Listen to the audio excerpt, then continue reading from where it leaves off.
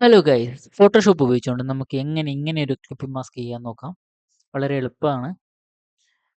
അതിനായിട്ട് ഞാൻ ഇവിടെ ഒരു ഫോട്ടോ ആഡ് ചെയ്തിട്ടുണ്ട്. ഇതിൻ്റെ ബാക്ക്ഗ്രൗണ്ട് ഞാൻ റിമൂവ് ചെയ്തിട്ടുണ്ട്. ഓക്കെ, ഇനി നമുക്ക് ഇവിടെ ഒരു ഷേപ്പ് വരക്കാം. ഓക്കെ, ഇനി ഈ ഷേപ്പിനെ നമ്മൾ ഫോട്ടോയുടെ അടിയിലേക്ക് കൊണ്ടുവരണം. അതിന് വേണ്ടിയിട്ട് ഈ ഷേപ്പിൻ്റെ ലെയർ ക്ലിക്ക് ചെയ്ത് താഴേക്ക് ഡ്രാഗ് ചെയ്താൽ മതി.